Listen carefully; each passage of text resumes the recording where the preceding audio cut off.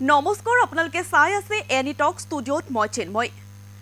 যোৰহাটত হৰুৱাব নোৱাৰি এনেকৈ লাগি আছে গৌৰৱ গগৈৰ পিছত গৌৰৱ গগৈৰ বিৰুদ্ধে ষড়যন্ত্ৰ কৰিছে প্ৰয়াত তৰুণ গগৈৰ হাতত ধৰি ডাঙৰ দীঘল হৈছে মুখ্যমন্ত্ৰী হিমন্ত বিশ্ব শৰ্মা এপিএছচি কেলেংকাৰী আৰু গৌৰৱ গগৈৰ সন্দৰ্ভত আসলতে এতিয়া মত প্ৰকাশ কৰিছে সাংসদ ৰকিবুল হুছেইনে জনাইছো আপোনালোকক সবিশেষ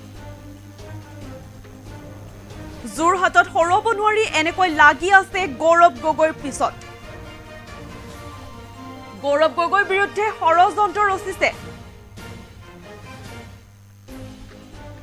হলঠেকত পেলাবলৈ গৌৰৱ গগৈৰ বিৰুদ্ধে এনেদৰে লাগি আছে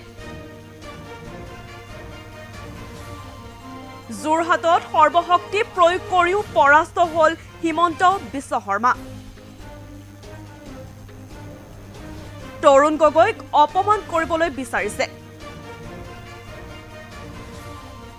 প্ৰয়াত তৰুণ গগৈৰ আঙুলিত ধৰি ডাঙৰ হৈছিল হিমন্ত বিশ্ব শৰ্মা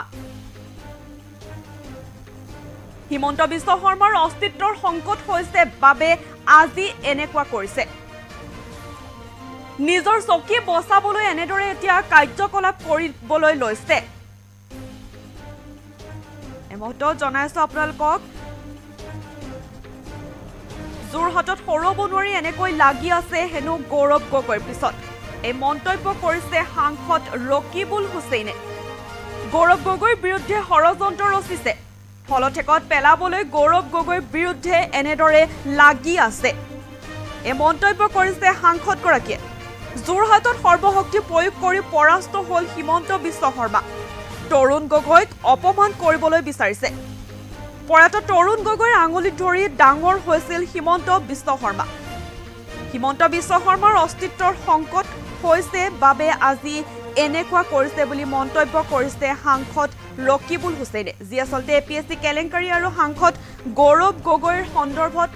এই মত প্ৰকাশ কৰিছে এতিয়া ৰকিবুল হুছেইনে নিজৰ চকী বচাবলৈ এনেদৰে এতিয়া কাৰ্যকলাপ কৰিবলৈ লৈছে হিমন্ত বিশ্ব শৰ্মাৰ অস্তিত্বৰ সংকট হৈছে বাবে আজি এনেকুৱা কৰিছে প্ৰয়াত তৰুণ গগৈৰ আঙুলিত ধৰি ডাঙৰ হৈছিল হিমন্ত বিশ্ব শৰ্মা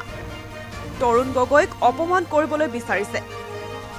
যোৰহাটত সৰ্বশক্তি প্ৰয়োগ কৰি পৰাস্ত হল হিমন্ত বিশ্ব শৰ্মা গৌৰৱ গগৈৰ বিৰুদ্ধে ষড়যন্ত্ৰ ৰচিছে যোৰহাটত হৰুৱাব নোৱাৰি এনেকৈ লাগি আছে হেনো গৌৰৱ গগৈৰ পিছত এই মন্তব্য কৰিছে সাংসদ ৰকিবুল হুছেইনে আসলতে এপিএছচি কেলেংকাৰী সন্দৰ্ভত আৰু গৌৰৱ গগৈ যি প্ৰসংগ আছিলে তাত এইদৰে মত প্ৰকাশ কৰিছে কি কৈছে সাংসদগৰাকী আমাৰ ওচৰত আছে মন্তব্য শুনো আহক এতিয়াৰ বাহিৰৰ কাম কৰিছে মোৰ মতে এতিয়াৰ এই কথাখিনি একেই কথা যে আজি গৌৰৱ গগৈ ডাঙৰীয়া কেতিয়াৰ পৰা তেওঁ এনেধৰণেৰে হলঠেকত পেলাবলৈ বিভিন্ন ধৰণে ষড়যন্ত্ৰ কৰি আছে যেতিয়াৰ পৰা তেওঁ গম পালে যে অসমৰ সকলো ৰাইজে গৌৰৱ গগৈ ডাঙৰীয়াক গ্ৰহণ কৰিছে যেতিয়া যোৰহাটত তেওঁ সৰ্বশক্তি প্ৰয়োগ কৰিও তেওঁ গৌৰৱ গগৈ ডাঙৰীয়াক পৰাস্ত কৰিব পৰা নাই এতিয়া তেওঁ বিভিন্ন ধৰণৰ ষড়যন্ত্ৰ লিপ্ত হৈছে এই ষড়যন্ত্ৰ অসমৰ ৰাইজে প্ৰতিহিত কৰিব আৰু গৌৰৱ গগৈ ডাঙৰীয়াক ৰাইজে সমৰ্থন কৰিছে নে নাই তেওঁৰ কমেণ্টবিলাকত তলত হিমন্ত বিশ্ব শৰ্মা ডাঙৰীয়াই যিবিলাক কথা কৈছে তাৰ তলৰ উক্তিবিলাক দুদিন আগত যিসকলে তেওঁক সমৰ্থন কৰিছিল সেই লোকসকলে কেনেধৰণে তেওঁক বিতৃষ্ণা কেনেধৰণে তেওঁক বিভিন্ন ধৰণে সমালোচনা কৰিছে এই কথাবিলাকে তাৰে প্ৰমাণ ৰাইজে এই নিৰ্বাচনৰ সময়ত ৰাইজে ৰজা ৰাইজে এই কথা বতৰাবিলাকৰ উত্তৰ দিব হিমন্ত বিশ্ব শৰ্মাই ডাঙৰক ভালকে বুজি পাইছে সেইকাৰণে গৌৰৱ গগৈ তেওঁৰ পৰিয়াল আমাৰ তৰুণ গগৈ ডাঙৰীয়া যিজনৰ তৰুণ গগৈ ডাঙৰীয়াৰ হাতত ধৰি আঙুলিত ধৰি ৰাজনীতিলৈ আহি এমএলএ হৈ মন্ত্ৰী হৈ আজি এই দপদপনি আৰম্ভ হৈছে য'তে খাই ত'তে তেওঁ কয় যিটো সেইটো হয় গতিকে ইয়াৰ উচিত শিক্ষা অসমৰ ৰাইজে দিব নাম সাঙুৰ খাইছে গগৈ ডাঙৰীয়াই ডাঙৰ এটা ভুল কৰিলে হিমন্ত বিশ্ব শৰ্মাক তেওঁ মন্ত্ৰী পাতিলে ৰাজনৈতিকভাৱে তেওঁ বিভিন্ন ধৰণে সহায় কৰিলে আৰু এই তাৰ প্ৰতিদান এতিয়া সেই মৰা মানুহটো লৈ পেলাই তৰুণ গগৈৰ এই কেলেংকাৰীত জড়িত আছেনে নাই ৰাইজৰ ওপৰত আমি এৰি দিছোঁ এনেধৰণৰ উৎপাত হিমন্ত বিশ্ব শৰ্মা ডাঙৰীয়াই ঝাৰখণ্ডত কৰিছে আৰু সেইকাৰণে ঝাৰখণ্ডৰ মানুহে তেওঁক ৰিজেক্ট কৰিছে আৰু সেইকাৰণে আজি বিজেপিত তেওঁৰ স্থানটো আজি ধৰক বৰক লৈ দিছে এনেধৰণৰ কথা বতৰাবিলাকে অসমৰ ৰাইজে খুব বেয়া পাইছে আজি মোক আপোনালোকে সুধি আছে, আপোনালোকে সোধাৰ লগে লগে কমেণ্টবিলাক চাব আপোনালোকে। হিমন্ত বিশ্ব শৰ্মা ডাঙৰীয়াই যিবিলাক কথা বতৰা কৈ আছে তাৰ তলত যিমানবিলাক কমেণ্ট কৰিছে, যিমানবিলাক উক্তি দিছে, 99.9% হিন্দু মানুহে তেওঁক বেয়াকৈ সমালোচনা কৰিছে। অৱশ্যে যি মুছলমানক তেওঁ মিয়া বুলি টিকিং কৰিছিল তাৰে দুটামানে তেওঁৰ সপক্ষে কোৱাটো হয়। গতিকে এই গোটেই কথাখিনি আমি ৰাইজৰ ওচৰত এৰি দিছোঁ। এই কেইটামান দিনৰ ভিতৰতে নিৰ্বাচন হ'ব, ৰাইজে এই কথাবিলাকৰ উত্তৰ দিব। আৰু হিমন্ত বিশ্ব শৰ্মাৰ অস্তিত্ব সম্পদ হৈছে, আৰু সেইকাৰণে তৰুণ গগৈ লেখীয়া মানুহক এনেধৰণে তেওঁ অপমান, তেওঁ এখতিয়াৰৰ বাহিৰৰ কাম কৰিছে। মোৰ মতে এখতিয়াৰৰ এই কথাখিনি একেই কথা যে আজি গৌৰৱ গগৈ ডাঙৰীয়াক কেতিয়াৰ পৰা তেওঁ এনেধৰণেৰে হলঠেকত পেলাবলৈ বিভিন্ন ধৰণে ষড়যন্ত্ৰ কৰি আছে।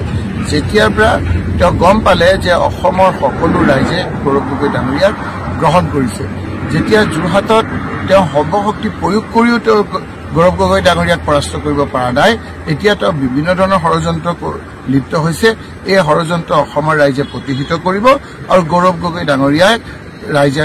সমৰ্থন কৰিছে নে নাই, তেওঁৰ কমেণ্টবিলাকত তলত হিমন্ত বিশ্ব শৰ্মা ডাঙৰীয়াই যিবিলাক কথা কৈছে তাৰ তলৰ উক্তিবিলাক, দুদিন আগত যিসকলে তেওঁক সমৰ্থন কৰিছিল সেই লোকসকলে কেনেধৰণে তেওঁক বিতৃষ্ণা, কেনেধৰণে তেওঁক বিভিন্ন ধৰণে সমালোচনা কৰিছে, এই কথাবিলাকে তাৰে প্ৰমাণ। ৰাইজে এই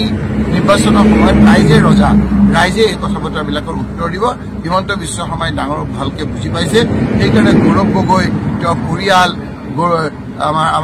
আমাৰ তৰুণ গগৈ ডাঙৰীয়া, যিজনৰ তৰুণ গগৈ ডাঙৰীয়াৰ হাতত ধৰি, আঙুলিত ধৰি ৰাজনীতিলৈ আহি MLA হৈ, মন্ত্ৰী হৈ আজি এই দপদপনি আৰম্ভ হৈছে।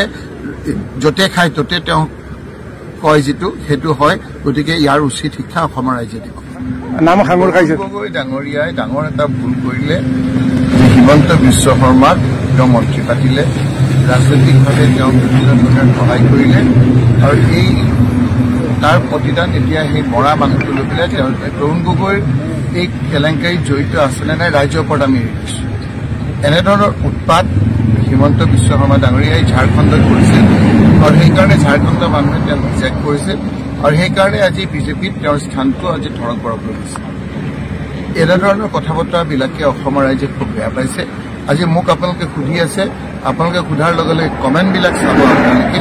হিমন্ত বিশ্ব শৰ্মা ডাঙৰীয়াই যিবিলাক কথা বতৰা কৈ আছে তাৰ তলত যিমানবিলাক কমেণ্ট কৰিছে, যিমানবিলাক উক্তি দিছে, 99.9% হিন্দু মানুহে তেওঁক বেয়াকৈ সমালোচনা কৰিছে। অৱশ্যে যি